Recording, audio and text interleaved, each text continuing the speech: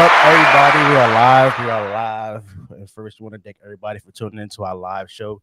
I got a great guest that's in the house today. Before I get to our guest, I want to send a special shout out to our sponsors today, Click A Vodka. Make sure you go and support them. And also, special shout out to Holistic Remedies. Don't forget to use that promo code HR Meet Saucy, and you would get 10% off at checkout. Shout out to my co-host that's going to be here today. Shout out to Mac, Vernice, Dad. Make sure you guys go support the show. We got some official merchandise on Teespring, so make sure you go and get you some T-shirts. I know it's getting cold outside, so we got pet hoodies. So if you have pets, we can take care of them as well. We got hoodies, T-shirts, sweatshirts. So make sure you go and support the merch. If you'd like to donate to the podcast, you can see on the bottom of the ticker is Cash App. $ Saucy Nation 18. Don't forget, there are a lot of big announcements coming soon. As you know, we starting our online TV network. I got a lot of great shows in development right now. You're still gonna see Sauce Conversations and our sports show, Saucy Discourse, is still gonna be on the network. We got a lot of content creators that's gonna be a part of the network as well. So make sure you look out for the big announcement. So I'm just my servers actually just finished getting done. So now we coming out with official merch for that, and also we're doing photo shoots, and we also got music, a soundtrack that's actually going with the network as well. Soon officially drops in the new year. Okay, so make sure you guys actually look out for that and go support all the platforms that we're on. Make sure you follow us, hit that notification button, give me that HBO special, help a brother out. Hit that notification button, share the podcast if you know somebody that like podcasts and listen to podcasts, whether they're at work, whether in the car, or whether they're at just cleaning the house.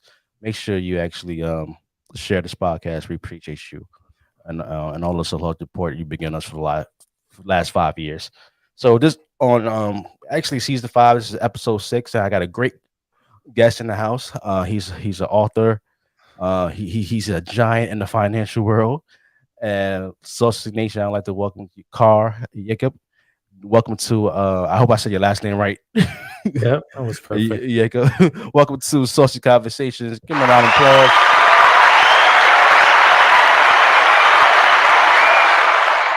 Karl, how you doing today? Good, Jeff. How are you? Thank you for having me. No problem. Thank you for being on the show. I'm doing very well. I hope your day is going very well as well. I hope you did you work today or Yeah, yeah. yeah. You made a lot of money today. You're It was all good, right. good. Definitely. So Carl, we got lots to pack in this hour. So I just want to start with this basically how you doing first, because in some interviews they just want to go right into it. I just you personally, how you doing? How's your mental health and everything? How are you doing? Well, that's a great question, and it's a great way to start the conversation, Jeff. Thank you. You're I'm welcome. doing okay. I'm doing all right. So I'm based in Chicago, and I think today's our first snow day. So it's Oh, wow. officially the start of the cold weather. And yeah, I mean, last week the weather was great. It was hot. We had the air conditioning on, but today it's just a different game altogether. So with that in mind, I feel a little bit more energized to get back to being productive now that I can't go outside as often as I'd like to. I find it to be a blessing in disguise when it's so cold outside. Put Right. your head down, get to work, get stuff done, and be as productive as you can, and try to grow in avenues you want to grow in as much as you can. Yes, absolutely, absolutely. So let's start with the beginning. Let's talk about your childhood, real quick. Tell us about your household. Did you grow up with both parents who raised you? How was the household like? You got any siblings? Tell us about your humble beginnings. Yeah, I grew up with both parents, and I have a younger brother. It was a very It was a very intimate setting. It was very close to my parents. Family is a big thing in my family. My both of my parents were very involved. So I have memories of my dad sitting me down on the kitchen table and trying to make me do math exercises, and I have memories of me and my mom playing board games. So I find it interesting because my dad was always the serious figure in my life, but my mom was the balancing figure, and both had very good impact on me in every avenue possible. Nice, nice. So, tell us about like school. Did you have like any favorite subjects in school, or what Yeah, you? so I'm a Catholic schoolboy. Oh, My okay. my parents wanted me to study Christianity at a young age, and Mhm. they thought it would be a good formation for me. Uh, so I went to a Catholic school, but my interests were always basketball and music. So I'd play basketball and I'd be involved in bands. And later on in university, I was involved in choir. And these are my main activities. In terms of exercise, I love going to the gym and I love playing basketball. I love going to watch NCAA games and NBA games in Chicago. It's just so exciting to be there. It's just a show. It's a production, really. Every time you're in the court and you're just sitting there and taking it all in, and the excitement and the energy levels are incredible. Did she play for like your basketball for your school team? Hmm. Yeah, and in university also I played a little bit. Okay, nice, nice. Um, so take us to your high school days, college days. Did you know what you was gonna want to grow up to be as a young? I wanted to grow up and be free. Really, I wanted to be free from any kind of control that my parents were trying to impose on me. Because like you want your freedom. You want to go out into the real world and try to find yourself and try different things and figure out what's working for you and what's not working for you. But I had no clue what I was going to do, and I always had this tendency to go down the wrong path. Always com- compared to my younger brother, who's a saint, I would Yeah, always be the one who'd get in trouble and give my parents a hard time. Had this rebellious nature. yeah, he was the rebellion person. I grew up the Yeah, same way. I grew up in a actually Christian household. I grew up Baptist. My father is a preacher, but now he's a pastor of his own church. So I grew up, going to church every day, whether it was a Bible study, whether it was a deacon board meeting, whether it was an usher meeting, yeah, I was just there every day. And growing up with that, growing up in an environment like that, it makes you want to discover what's really out there because you being, they actually sheltering you, but at the same time, you feel like you're being suffocated. So I yeah. get what you try to keep us out of trouble, mom and pop, but let me go see what's in the real world. Yeah, yeah. So I totally get it. I totally relate to you on that. What did you major in college? Tell about your college days. I did computer engineering. I did electrical and computer engineering, and I minored in economics. And I also used to audit, so I used to go sit in classes that I would not register for in entrepreneurship and business because there was this really impressive teacher that I would love listening to because he was very well rounded and he'd been out there and he'd done really good stuff. He was one of those figures that actually went to the playing field and played as opposed to just teaching theory and reading out of a book. So I really liked that. Okay. But yeah, So at one age did you come to Chicago? Was you born and raised in Chicago? no, no, I've been in Chicago for a year, for Oh, one okay. year. For Yeah, 1 year. yeah, So where you was at before you came to Chicago? Dubai. Dubai. Yeah, Wow. Wow. yeah. So tell us about that transition from Dubai to Chicago. How much of a culture shock it is? Was it a big culture shock to you? Not really, because I'll tell in certain ways, yes. In all fairness, in certain ways, yes. And the reason for that is you grow up as a kid anywhere in the world and you're exposed to the US media and to the sports and to the music and to the arts and to the culture from a very young age. So you kind of have an idea about what life is like here. But in all honesty, it feels once you're here and you're running your day-to-day stuff, it feels a little harder than you think it would be, right? The hustle is real, the grind is real. Yeah. People work super hard. It really is a place where you have to work really really hard, and there's no shortcuts really. Like I think the sooner you realize that there are no shortcuts, the better off you're going to be, because it does take a lot of work to Yeah. be on the right path here. Right. Right. most definitely. And Chicago, I know you just actually mentioned this. It started snowing in Chicago, and I heard a lot. I never been to Chicago before, but I heard a lot of stories when it comes to the winter time. It Yeah, is. I'm from New York, so we have our own special type of cold, yeah, but New Yorkers that actually been to Chicago yeah. can say that's a whole nother world. That's like the North Pole. Mhm. I know. 'Cause, yeah, it's really, really, really cold. How was it from dealing with the weather here in the United States from Dubai? That is a big change because there it would be 360 days of sunshine. Winter there is high season, so you'd have all these tourists from Europe and Asia flocking in for the beach and for the resorts and for all the nice weather. But here it's the other end of the spectrum. It's very very cold, and it's an adjustment for sure. Because I remember everybody who's from Chicago. Whenever I tell them that Hannah's my wife, whenever we tell them that we're thinking of moving to Chicago, they'd be like, "Have you been through a Chicago winter before?" And it would be a common question that would come up every time, and it made me wonder, why is everybody asking me that question? But now that I've been through my first Chicago winter, I totally understand why, because it could really have a big impact Oh yeah, on you. yeah, big impact. So you mentioned that you like music. What kind of music were you into? Did you any artists you look up to growing up or right now? Uh, yeah, I listen to everything. I mean, in choir you do the classic stuff. I used to be in bands as well, so I used to do a little bit of indie commercial rock stuff. Okay. I used to love a band called Muse when I was younger, and it's funny because last month they played right behind my house at one of the theaters here, so I was really psyched to go see them. Wow.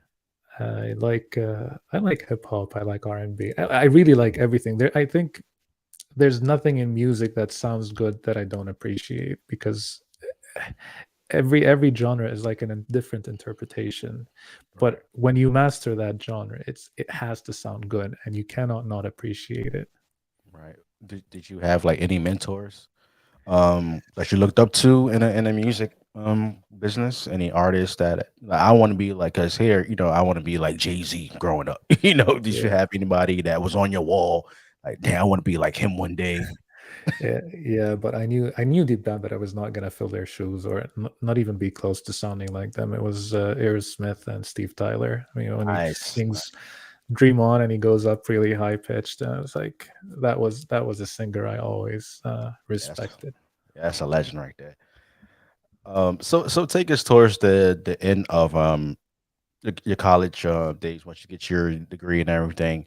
What was the next step for you? Was you still trying to figure things out? Did you like let me just take a year off and go get a job? Like what's going on during that time? I got really lucky, in all honesty, because I ended up getting a job in banking without even having a finance background. They Wow. just made me go through some tests, and they ended up giving me an offer to join a graduate program. So I was one of 160 people that got recruited from all over the world, and we do rotations. So we try different things within the bank. They make us travel and meet up with each other, and they put us in nice hotels and train us and bring in all these speakers and make us go through different assessments, and then eventually they would place us in roles that would be most beneficial to the bank. And that's how I ended up in finance. I got really lucky because I got an offer 6 months before I graduated, and I don't know how I did it. It was pure luck. Honestly, it was pure luck. Wow. You gotta be in the right place at the right time. Oh yeah, Yeah, yeah. That's a oh that's yeah. a that's a blessing right there. Tell us about that transition. How as you mentioned, you kept traveling, meet up with each other and everything. Tell us about that. Like how was it very difficult for you during that time, or just like man, this is easy for me. This is Oh, easy money for me. no, it wasn't easy because I mean, one thing is to move into a different industry and try to prove yourself in it, but the other thing is the pressure that comes when you're being benchmarked against 160 people on performance, and you have to go through tests, and everybody's competing with everybody because you're competing for the best roles. And it wasn't easy. It was a journey that was full of doubt and anxiety and wanting to prove myself. And when you're younger, you care about things that are not necessarily the things that you really need to be taking very seriously, but you tend to take them very seriously and you tend to be consumed by them. So that could sometimes take the fun away from that journey Hmm. when you're younger. Right. But it was an adjustment, and it's a job at the end of the day. Right. Right. So what's how was the work environment? Was it like very toxic, or it was? I know you mentioned it was very was it very competitive? That's what I'm trying to ask you. It was very competitive. It was competitive. Yeah, it was competitive, and you do rotations initially. So for the first couple of years, they would just rotate us between back office operations, middle office, front office, client facing roles, and they just wanted to see how we were doing. And then at every 6 months, you get kind of performance feedback, and they try to understand what your strengths are and what your weaknesses are. So it really is a journey and a process of trying to figure out what works and what doesn't work, and what you're good at versus what you want to be good at, because those are two completely different things. Um, but yeah, I mean, the bank was acting in their own interest. They were trying to keep us happy, and me selfishly as an individual, I was trying to maximize what I could take from that experience. Nice, nice. So once you got the news that you finally secured this job, what was your next step? What was your next goal of actually in the company you got officially hired for? The next goal was to try to make an impact. I think that's a common thing with 20 something year olds. When we're first getting started, we tend to be driven by that ideology of wanting to make an impact, not realizing that this is not something that you do instantly. Uh, that's a very methodical process that you need to follow. It takes patience, it takes time, it takes structure, discipline, and commitment before you get to a point where you really are able to make an impact. We tend to be impatient when we're younger, and so my priorities might have been a little bit mixed up, because I was always trying to figure out how do I do the things that get me the most visibility, that give me the most attention, that make me feel seen and make me feel heard. And I think that that's what was driving my style of working at the time. Nice, nice.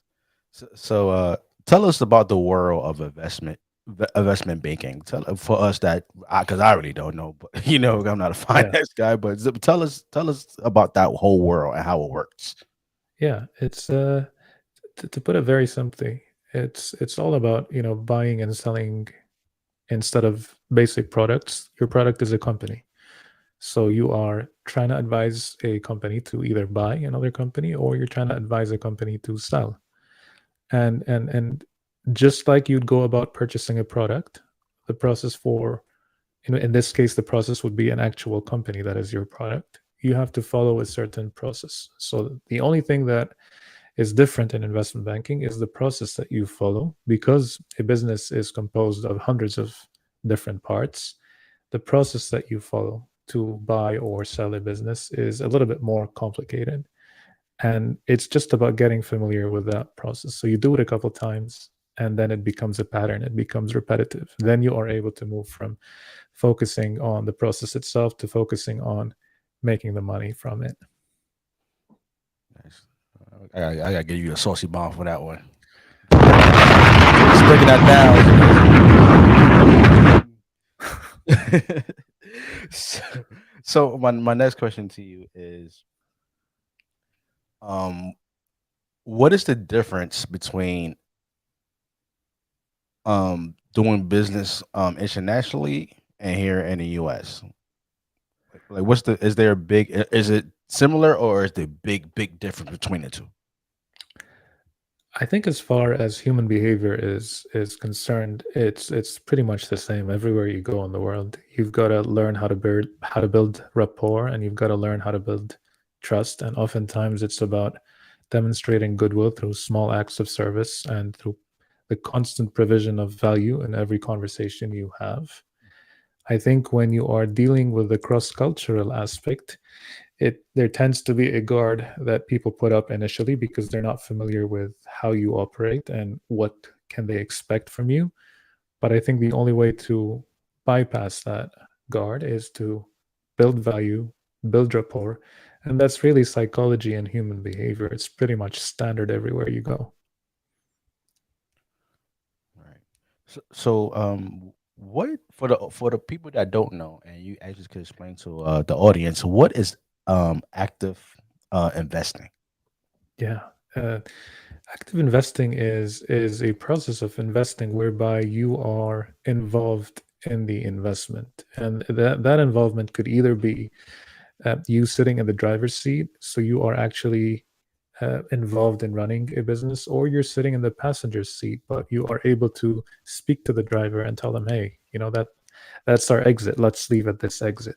So it's about a finding a suitable investment, a quality asset that presents significant opportunity for value creation. In other words, the ability to enhance its value. And then once you acquire that asset, once you invest in it, you are able to further drive value from it by doing what we call value creation initiatives. So you add value to that investment in hopes that you are able to sell it and generate a return on that investment. And the fact that you are actually involved in working in the business or on the business is what we refer to in active investing. Hmm. Can you give like a of an example of what is the perfect or what you just actually broke down? Yeah. So let's say you tell me an industry that you like. What's your favorite industry that you find the most exciting? If you were to let's say if you were to buy any business right now and money was not an issue, what kind of industry would your mind take you to? Entertainment. Entertainment. Anything specific within entertainment? Sports, arts, Um, concerts? Sports. Okay. So let's say you want to buy a basketball team, right? Right. You buy the basketball team and you buy it for, let's throw a random figure, let's say $200 million. And you have a vision for that basketball team. Your goal as an investor is to make money off of that investment. And so, in order to make money, you've got to break down what are the key components in that business that present significant opportunity for valuation enhancement, right? So, if you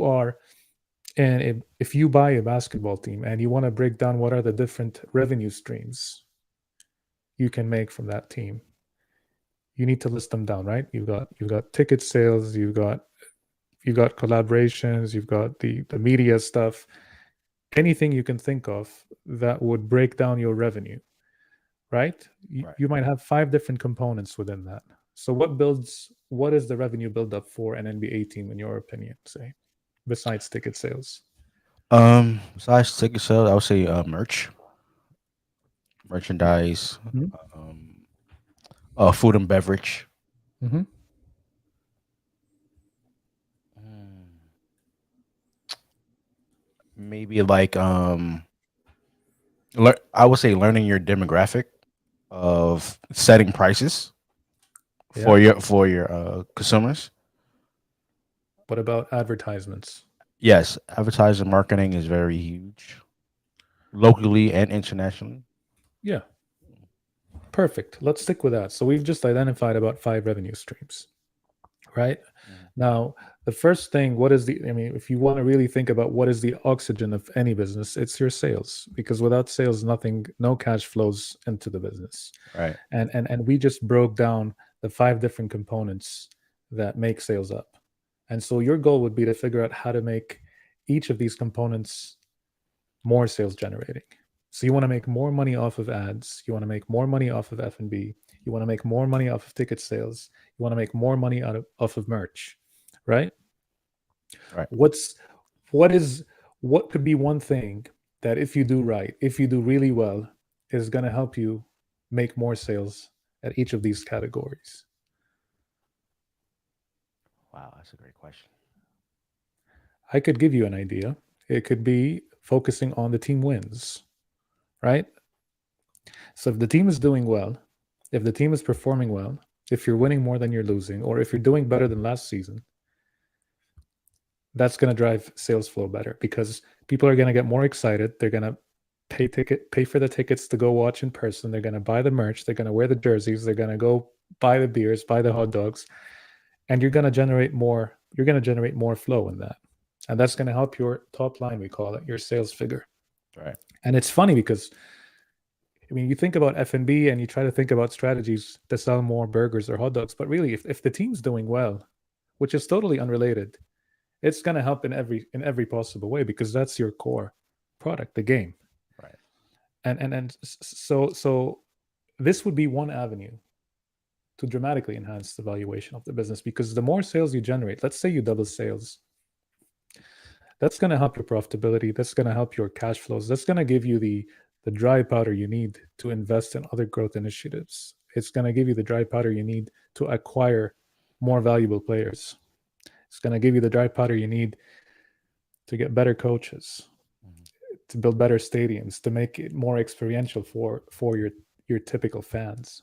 And so the process of active investing is all about pinpointing out these little components that are likely to have the biggest impact on the financial and operational standing of your business, and then going all in on these different components so that you can create value and make your investment more valuable. Right. And I had seen like a couple of owners. They built up um the value of the team. Nobody wins and stuff like that, and they wind up selling the team. So is that a in your opinion is that a good thing building your product up and then wind up selling it? It Is that depends. yeah for a long term for long term sake is that a good move to sell the team or to hold on to the team and actually still creating value for that team? It really depends on your own investment strategy as an investor. It depends on your risk profile. It depends on your needs. A lot of investors have in their portfolio sports investments, but they also have other stuff. And sometimes they need to sell the crown jewel, we call them, and the crown jewels in order to make up for losses in other investments. I really think it depends on the motivation.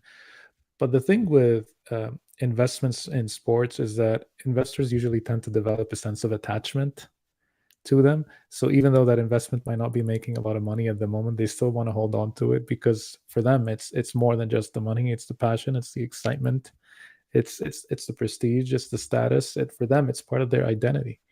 But the decision to sell it oftentimes is dependent on how the club is doing, how the team is doing, the financial standing of the team. So if the team is not doing well under its current management, or their investors are not able to provide the value and support that the team expects, and they need a cash infusion, this is when it makes sense to try to bring in someone new who could then strike a deal with the departing shareholder. This is what you'll get from the deal, and we're committing to infusing that much cash into the team, and that cash is going to be used to hire better players and make that team better. So it really depends on A, the situation that the team is in, B, the situation that the investor is in, and C, on who that incoming investor is and what are they going to try to do with the team. The story, we call it the equity story. Equity story. For me, I'm just thinking, just off the top of the head, because me personally, being from New York, I'm not a Knicks fan, right? No, I'm more of a KD type of guy. I'm rooting for the Nets right now, but I do live around Knicks fans. One of my best friends is a Knicks fan. For a year they haven't won a championship in 50 years, and they keep putting out this product that stinks. Yeah, But they still wind up selling out Madison Square Garden. You got people like Spike Lee spending millions of dollars on courtside tickets. If you was in, you know, the ownership business when it comes to, the NBA, and you being, let's say you was the owner for the Knicks, right? yeah.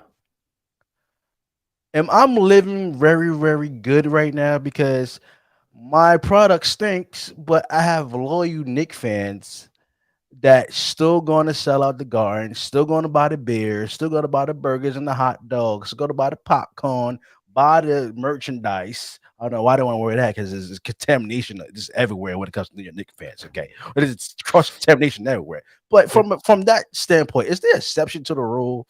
You know, because it's like I don't get it. Like I don't know because my thing is they always complain about James Dolan, right?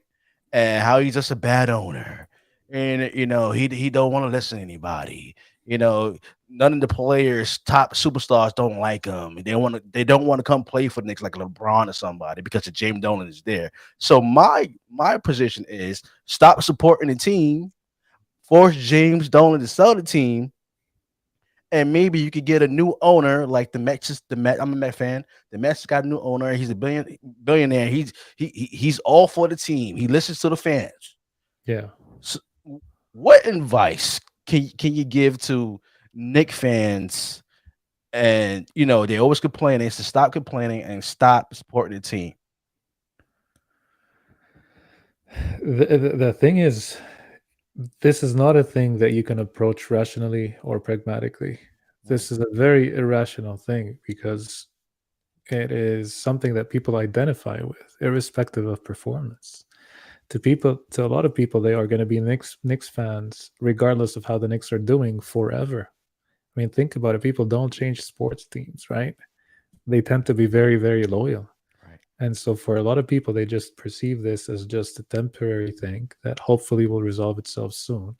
It's something that they give a lot of hate to, but it's not something that would make them, say, okay, I'm not going to support this team anymore.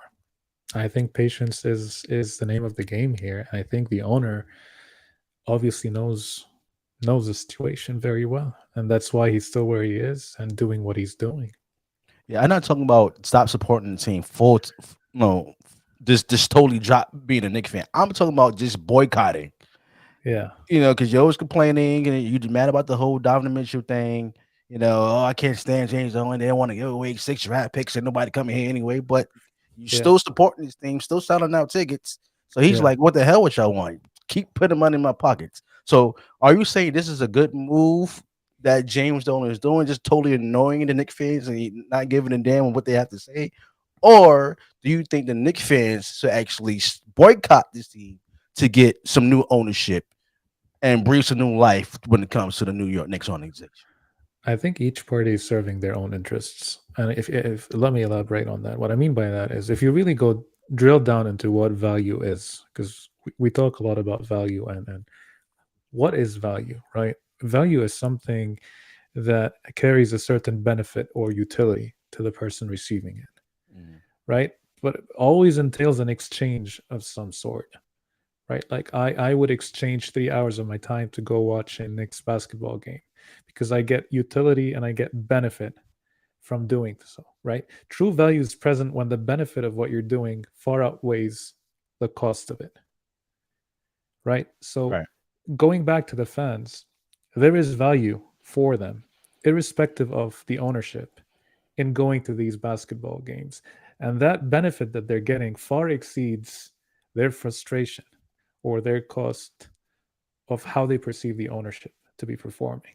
And as long as the value that they're getting is exceeding that frustration, it's going to be a net positive experience for them, which means that it's unlikely for them to boycott because what they're getting is more than what they have to give away. If the price becomes very, very cheap, so if the benefit becomes very minimal compared to the very exorbitant price they're paying, this is when things are going to start changing for them. Does that make sense? That makes sense. So if it becomes a costly experience, if they're paying a ridiculous amount of money, they're going to these stadiums, they're not having fun, they're not seeing celebrities, the team is not doing well, and the food is not great, and they do that once, twice, and they're just telling themselves, you know what, this is not like it used to be. It's no longer the same experience. Because remember also, with basketball games and hockey games, there's also nostalgia involved, right? A lot of these people are used to going to the games because they've been doing that for a long time. They've been going with family members, they've been going with friends. It's a habit, it's tradition for them. Right. And for them to change their ways to that degree, there must be some serious problems going on. And I'm not saying there aren't any problems going on. I'm just saying that these problems are not big enough for them to consider changing habits Mm. yet. Oh, man, these Knicks fans, they delusional. So, I mean, understand. It's like I try to give them advice, but it's like they just don't want to listen to me. My stance is to boycott the team for a little while till you change ownership. That's it. They don't want to listen to me. They don't want. They want to. They still want to support. Buy season tickets was a ridiculous amount of prices. Paying all this money for nosebleed seats. It's ridiculous. It's ridiculous. Yeah. My next question to you: what are some important or some important memories and highlights being in private Investing, private yeah, private equity. investing, yeah. I think it's about really understanding what is going back to process, right? It's about the process that these sophisticated investors follow to make a business more valuable. And it really comes down to four different enablers. That's it. That's it. Every strategy and every tactic you can think of in business and value creation comes under one of these four value creation enablers. And that's the biggest takeaway for me. And these enablers are one, protecting a business, its outlook, its resources, right? And we call that corporate governance. And the way you implement corporate governance is you set a board of directors, you set policies, procedures, systems, you set up a risk management framework. You really look at protection and reducing that key person risk dependency. So, you know, unlike the next situation that you just described, it's not the power and the control of decision making is not really constrained to one person, Mm, right? You want to decentralize the way work flows in a business and the way decisions are made so that when these people leave, the business is still operational and its going concern is ensured. So that's corporate governance. That's one. Two, you got to think about optimizing and growing a business, and you could do that two ways. One, you could do it organically based on leveraging a business's existing capabilities, its existing infrastructure, or you could do it inorganically. You could go and acquire or merge with other businesses. So we call that the inorganic growth approach. So that's corporate strategy. Three, it's about corporate finance. It's about procuring the right mix of resources, be it through banks or investors, and then allocating these resources in the right channels so that you could minimize your opportunity cost and maximize your return on investment. So that's three. And four, it's about figuring out how to scale your leadership talent so that you have the right attitudes in the business with the right ownership levels so that you could tap into the other three enablers and integrate them well together. And that for me is the biggest takeaway for value creation. It's focusing on protection, growth and optimization, procurement and allocation of resources, and leadership.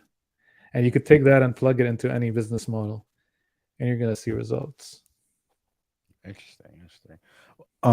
Does sponsorship plays in that same scenario or I can't sorry I can't say it right in Garanic League? How you say it? So inorganically, Yes, yes, yes. yeah, Yeah. yeah. I mean, sponsorship is one form of tapping capabilities that you do not have today Mm, in order to attain growth. You could also another form of that would be leveraging other people's audiences. That is not a capability. That's not an audience you have today. But if you are able to acquire an audience so that it's instantly available to you to sell to, that's another way of inorganically growing. okay. Yeah, What are like at least three things of not to do? what to actually that can actually crash and burn your whole company when you doing investments and stuff like that. What are some things not to do that can actually bring it to the poorhouse? that's a great question. I think the most important thing is culture. Mm, I think that the second you have a bad culture is the second you are writing your death sentence. There's a saying that says, culture eats strategy for breakfast. And it's true for a lot of reasons. But one important reason why this is true is the way your customers are treated is a direct reflection of how your employees perceive they are treated and how they're valued, right? And employees are simply going to reciprocate externally what they perceive they are receiving internally. mm, And if because they're human beings, right? Nobody's shielded from that principle of reciprocity. If you feel as a human being you're being valued and taken care of, and that whoever you're transacting with on one side is doing so in good faith and doing so by empowering you and supporting you, you're gonna make an effort with whoever's on the other side, or the customers or the prospects or whoever's knocking on your door asking for your products or services. But if that's not the case, if you perceive to be undervalued, mistreated, underappreciated, it's going to be very hard for you to go out of your way for customers as an employee. So I think culture is definitely a very, very important thing that if not taken care of could really spell the end of a business. The other thing is cash flow. I mean, cash flow, because a business can lose money and still remain an operating business, but the second a business runs out of cash, it's game over, Right, right, right? And profit and cash are different things. You can report a profit but not have enough cash, and you can report a loss but still have enough cash reserves to keep on going. So right. cash is obviously a very important thing. Mm, And I would say that the third thing would probably be key person risk dependency. And this is something that's very prevalent today when you have all these older generation of business owners who are looking to retire or leave, and they have no succession plan in place, and the business is just too reliant on them, on their relationships, on their power, on the control, on the culture they've created, to the point where if they leave today, the business will just fall apart because there's nobody to take the reins over and maintain the quality of the services and products that were being offered. So I think that's a big one too. nice.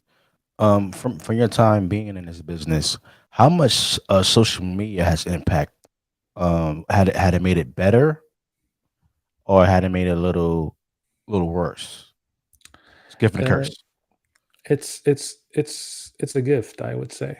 I Mm, would say it's a gift because social media is giving you today access to data that you never thought you were going to ever be able to access. The data that is available through social media and targeted ads, and the reach that you have, and when you have a properly implemented sales system with the right way to target the right avatar, they call it, the right customer profile, wherever they are located, through all the data that social media has been collecting on people throughout the years, it's right. it's a ridiculous power to tap into. Mm, interesting. How important is governance? Governance, Governance. I'm sorry. Mhm. it's very important because governance is all about protecting a business and protecting its resources and securing its outlook for the future. So when a business does not have a future outlook from a valuation perspective, its valuation goes down dramatically. Like, if hypothetically speaking, that General Electric, GE, is going to go bankrupt in 1 year, what do you think is going to happen to the share price? It's gonna drop. It's going to tank, Hmm. right? Right. But if you know that the outlook is very bright, and there are the right systems in place, there's the right support, the shareholders are very much into the business and into the story and what the management team is doing, it's going to help your share price.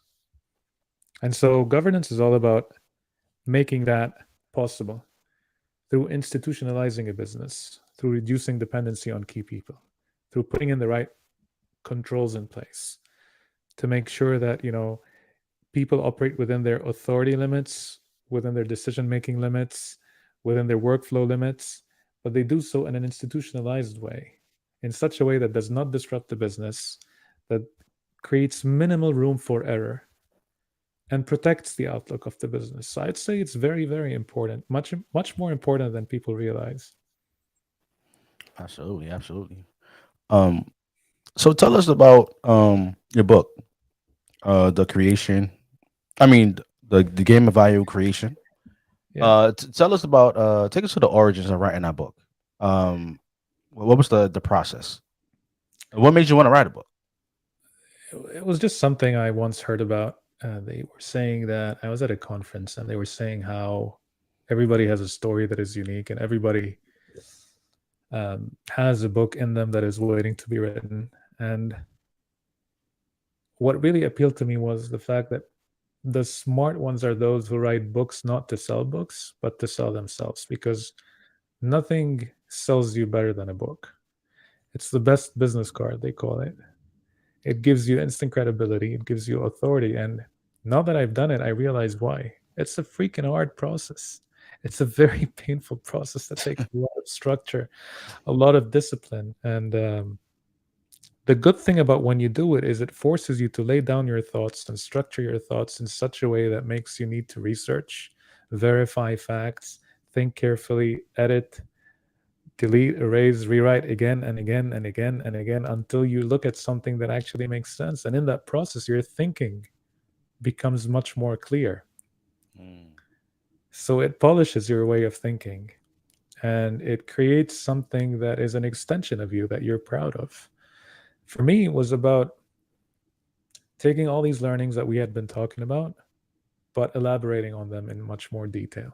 okay, nice. So, what is your future goals? What is your 5 year plan for you set for yourself? So priorities change, right? I mean, priorities keep on changing. My 5 year plan has always been around finding meaning, really, around creating a life where the quality of my thoughts, the quality of my emotions are good enough for me to be like, I'm actually enjoying my present. I'm actually exactly where I need to be. I'm not thinking about what could have been or what would have been. I'm actually in that moment, and I'm content. I'm not going to say happy because happy is a very I find it to be sometimes an extreme word, but Yeah, it's about being able to be in the moment where you're not anxious about the future and you're not dreading or reflecting on your past. You're just where you need to be and you're making the most of what life gives you. I think that for me is a revelation that I've come across lately, and I'm trying to practice what I preach and trying to really do an honest job at realizing that. yeah. Any future plans on writing another book, or you did you start the process already? What's going on? Uh, I did, but I think knowing what the process entails, I think it's something that will always be on and off. So, to give you a little bit of background on that process, I started it for the first one 3 years ago, but I'd put it down and then I'd start it all over again. I'd put it down, I'd start it all over again. I mean, it's hard. It's hard because you want to create something that flows, right? And it's not going to come from the first time or second time. Right. And it was this Chicago winter that I was like, you know what? I have a good reason to be at home and to commit to this. So let me do that. I hope the second one, if it ever comes about, I hope it's going to be about something that is less technical and more relatable because I feel the subject of technical business is a little dry for the average reader. I Hmm. mean, I feel it's dry for me sometimes when I'm trying to focus on the technical terms and doing the research and polishing everything. So I can only imagine how someone reading that stuff for the first time is going to feel and how. Yeah, but I'm into entertainment. I'm big into creativity. I like things. I like new forms of art, and I appreciate the process behind creativity and how to I think about it. The act of creation is probably the most divine act we can commit to as human beings to give form to something that did not exist prior to you giving form to it. yeah, absolutely. I could, relate to that. Like, I stay thinking about new stuff to new shows and stuff creating. So sometimes I can't even sleep at night because my mind is constantly turning. Yeah, And you also, everybody want to be a perfectionist. So everybody want everything to be perfect. But sometimes you just maybe have somebody in your corner to tell you, look, everything is fine, calm down, go on to the next thing because you want to make sure everything is put out right. And, that, exactly. that's something I think everybody can actually fall guilty to. that's a 100%. that's a creator. Yeah, Like did I edit this right? Did I put the right song in the intro? How yeah, much my audience liked it? Or show I take a segment out. It just so much is go into it, and you just lose a lack of sleep over it. yeah, 100%. Yeah. A question I want to ask you. when it comes to the process of writing a book, did you hire like a did you do everything yourself, then find like a distribution, or did you hire like a coach to coach you through putting your book together? Yeah. So you, the way I did it is I would structure it, write down the manuscript, right? So I would write down the substance and the manuscript of it, but then there's a process before it gets published, which entails hiring first an editor and then hiring a proofreader. And the editor will look at structure and flow and give you observations. And it's always good to bring someone who's done it before, because they are able to pick on things as an outsider that you cannot pick up on when you're so engaged and so consumed by your work. Right. So when you bring in that fresh perspective, it's really beneficial. And every writer goes through that process when they bring in the editor. And then you bring in a proofreader who's just looking at words and punctuation and any typos you have, because you're going to miss that stuff. You're going to be too consumed by your project that you're going to be drowning in details and thinking about a million different things that you're not going to be able to pick up on them, even if you review them a million times. And then there's other stuff you have to worry about. You have to worry about your cover, you have to worry about your title, you have to worry about the spine, about the back, you have to worry about the internal layout process, you have to worry about distribution, you have to worry about distribution format. Is it going to be in audio? Is it going to be in Kindle? Is it going to be paperback? You have to worry about pricing. You have to worry. There's literally, if you like, there's a lot of stuff that you need to worry about. And the funny thing is, I used to think it's just about writing it. Writing is just half the equation. It's Yeah, 50% of the work. absolutely. Wow. Yeah. Um, basketball coaching. Yeah. Tell us about that. Yeah. So I was I used to do it takes me back to my teenage years when I used to play basketball a lot, but I used to go to Bible study. That's how we used to meet. That's how we used to socialize without getting trouble from the parents. Oh, I'm at Bible study. You know, you could get away doing whatever you want at Bible study.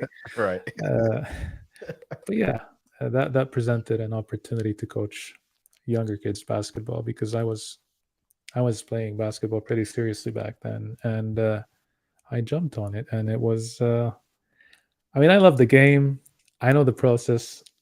So I was just teaching them basic things like basic systems and how to do a left layup and how to do a pick and roll and all that stuff. And I mean, it's still one of the nice periods of my life that I reflect back on and be like, it's one of the things I'm really glad I took on. You know, Yeah.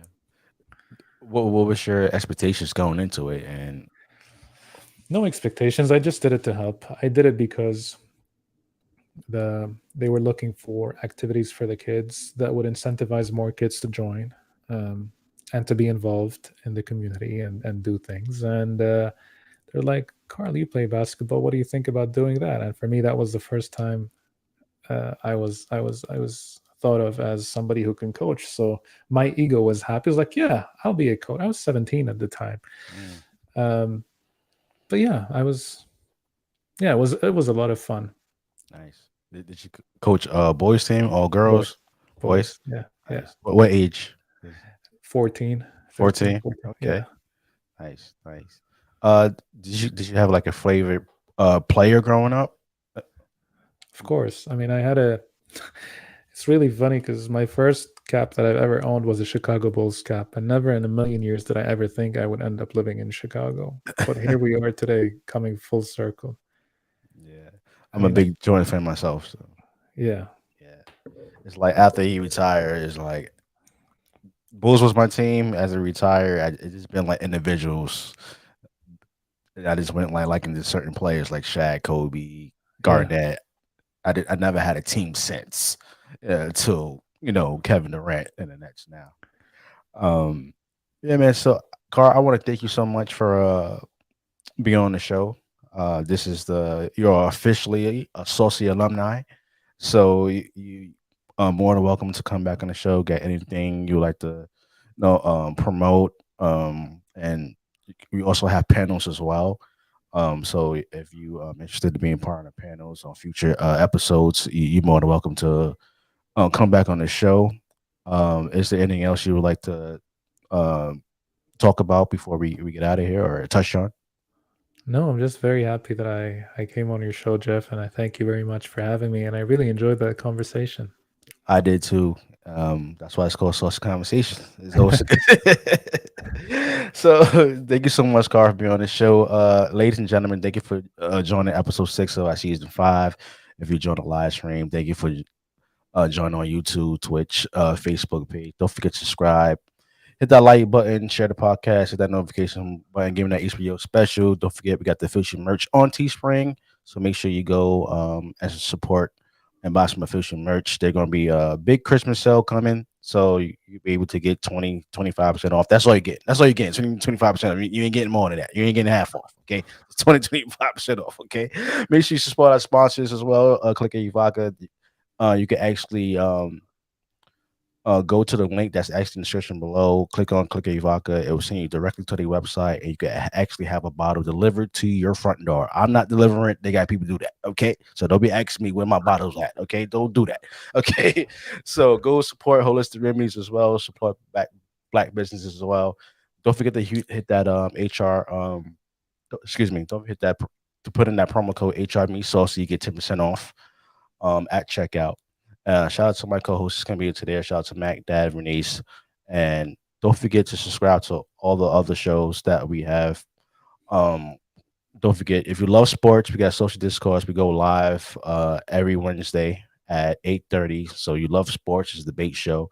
So make sure you go support that. We got official merch on that as well. Continue to look out for the network, online network coming soon, website coming soon. We just getting started. And we see you on the next one. Peace and love. Drop a saucy bomb. Yesterday's price is not today's price. And we see you on the next.